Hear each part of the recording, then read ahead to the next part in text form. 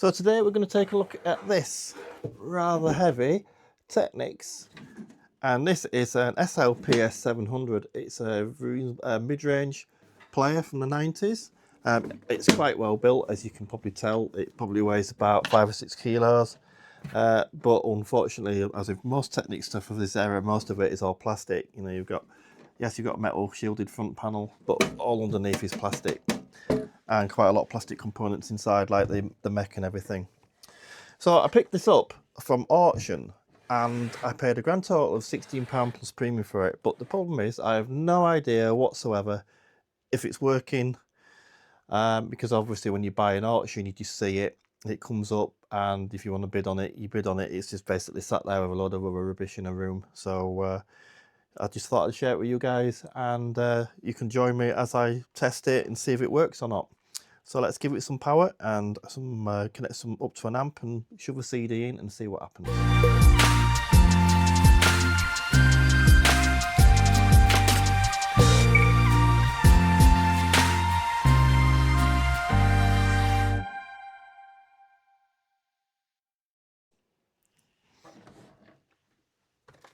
Let's connect the audio up. Turn the amp on. Let's get an audio lead, a power lead should I say.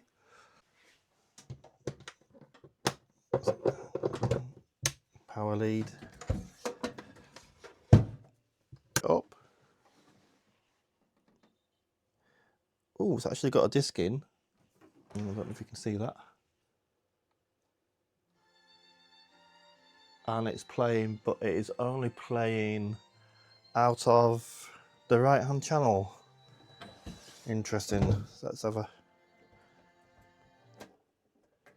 yes, right hand channel. So we'll swap those over. Oh, that socket is, you can probably see that socket is. But if that's all that's wrong with it, we've got quite lucky with this, because you know it's a reasonably expensive machine. Oh, there's a knob missing. Well, we do have a knob missing off there, but that's not a problem. I've got plenty of spare ones. So yeah, we've probably got quite lucky there. Then if that's the only fault that's with it, we'll open it up, give it a good clean. Oh, it's a CDR that's in it as well, so it's reading CDRs all right, so that's a good sign. Right, in that case, we'll open it up and get that PCB out and have a look at that socket, which is most likely just some dry joints, which is nothing unusual for a Technics. Technics are renowned for dry joints of this age on their amplifiers, especially in any components that get warm or have mechanical movement on the back, such as when you're plugging in cables. Right, so let's get this opened up and see what the problem is. It's obviously the main board that we're going to have a look at where those sockets are, so they'll probably just want a resolder, and there's probably some other dry joints that we'll have a look for, and take it from there.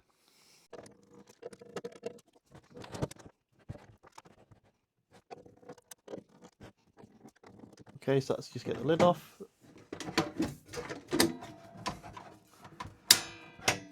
I always get caught on these corners sometimes, and those little plastic clips just break off. Okay, so not much to this machine really, considering it's supposed to be one of the more mid-end ones. You're paying for the servo mech on this more than anything. So what we need to do is just flip this board out. The simplest way to do it with these is like I've shown you on other Technics equipment if you've been on my channel before, such as the EQs that I've repaired and so on. Just take the back panel off, loose the board, and you're better to slide it out and turn it over without disconnecting anything. So let's get these back screws off.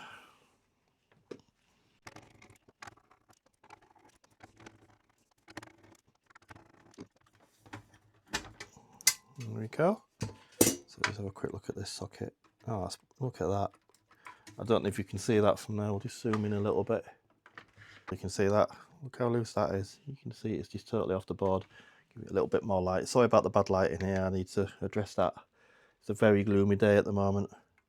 But as you can probably see, get it lined up. There you go. You can see there's nothing soldering that to the board. Pretty much it's just hanging on by a physical connection. So it's no wonder it's not working. But if that's all that's wrong with it, as I say, we've done really well with that. Just zoom back out.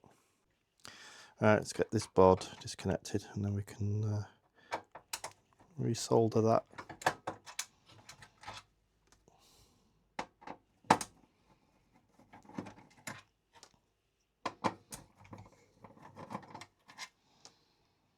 anymore. One hidden just under there. Like I say, you could disconnect all the cables and everything, but when you've done a few different machines over the years, you learn just a little shortcuts. So all we need to do is just pull it forward to disconnect these here.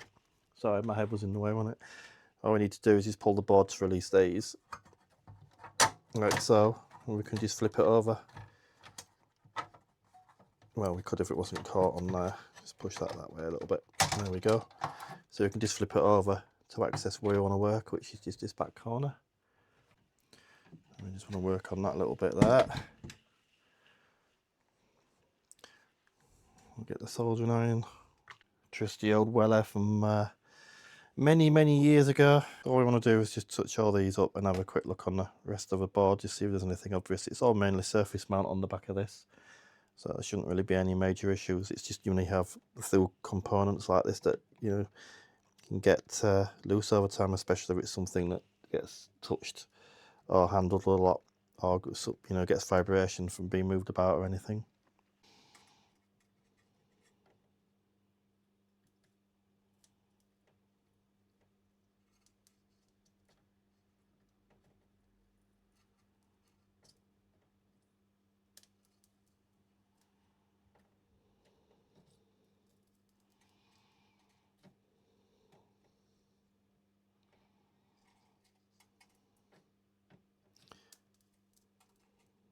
Yeah, so I've just redone all the sockets along here just to make sure there's no issues. So I hadn't done that one, I'll do that one as well. I think that was the optical toss link. There we go.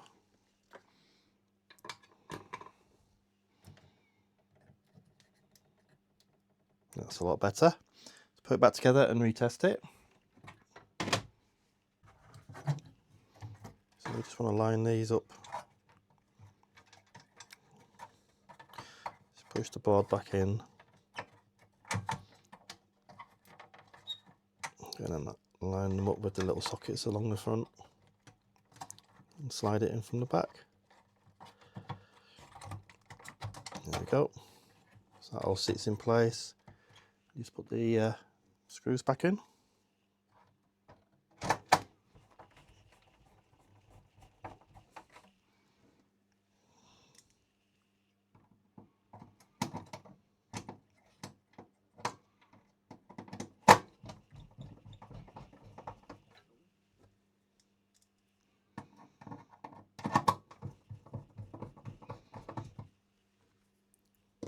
And that hidden one.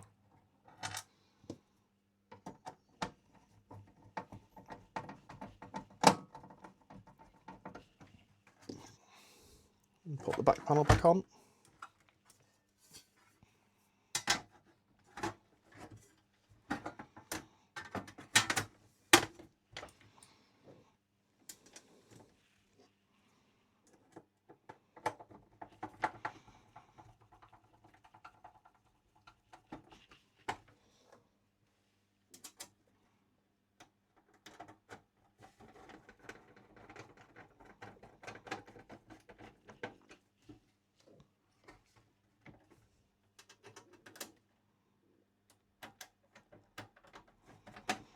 Oops, that's a new scratch, right?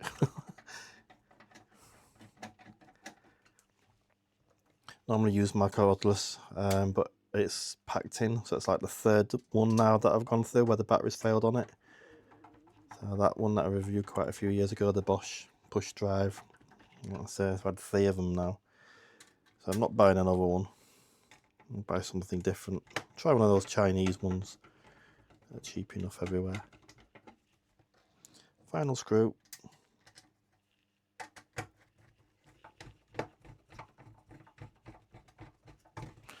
Okay, connect it back up.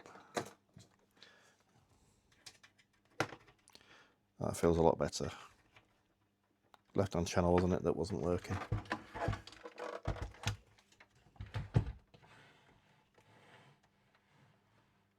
Let's connect this back up. Okay, so look. Oh, I didn't leave the disc in, did I? I'll put the disc back in. So I've got a free disc as well.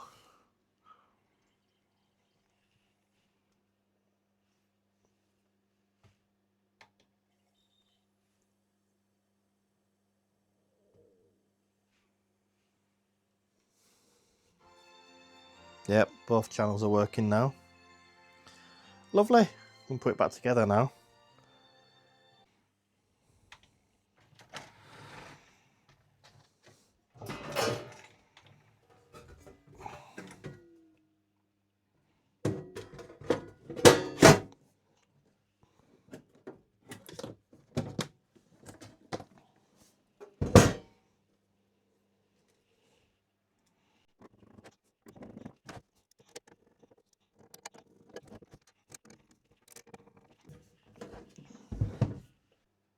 So there we have it, all fixed. Nice simple fix that. I wish everything that came in here was as easy as that.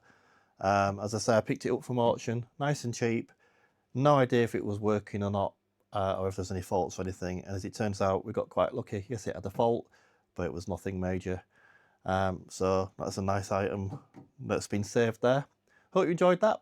Please like and subscribe, look through my other videos, and hopefully see you again soon. Thanks for watching. Bye for now.